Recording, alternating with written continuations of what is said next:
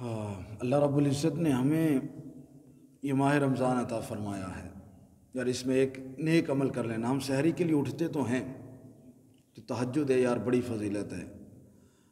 رمضان کے علاوہ تو شاید ہمیں سحری کے وقت جاگنا نصیب ہو یا نہ ہو، لیکن یہ رمضان کا بابرکت مہینہ تشریف لایا ہوا ہے۔ ہم تہجد کے وقت اٹھ جاتے ہیں، تراویح پڑھ کے سو جاتے ہیں، نیند کر کے پھر سحری کے وقت اٹھ جاتے ہیں، تہجد کا وقت بھی ہوتا ہے۔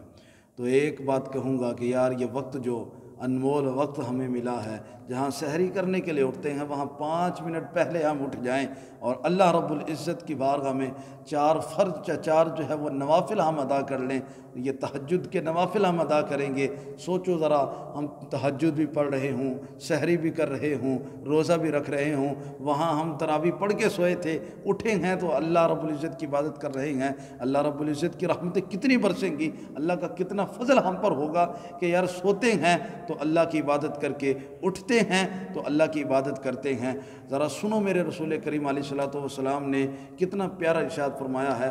رسول کریم علیہ الصلوۃ والسلام نے ارشاد فرمایا کہ سلام کو عام کرو۔ ارشاد فرمایا وَأَطْعِمُوا الطَّعَامَ، اور جو بھوکے ہیں ان کو کھانا کھلاؤ، واصل الارحام، صلہ رحمی کرو۔ اور میرے کریم آقا علیہ الصلوۃ والسلام نے ارشاد فرمایا وصلوا باللیل والناس نیام، ارشاد فرمایا کہ اس وقت نماز پڑھو جب لوگ سو رہے ہوں گے، تدخل الجنت بسلام، ارشاد فرمایا کہ یہ 4 کام کر لو، سلامتی کے ساتھ جنت میں داخل ہو جاؤ گے۔ تو یار، جہاں ہم سحری کرنے کے لیے اٹھتے ہیں، اگر وہاں پہ ہم 2 4 5 منٹ پہلے اٹھ جائیں، وضو کر کے 2 4 تہجد کے نفل ادا کر لیں گے، تو ہمیں اللہ کی کتنی رحمتیں اور برکتیں ملیں گی۔ اللہ مجھے اور آپ سب کو عمل کرنے کی توفیق نصیب فرمائے۔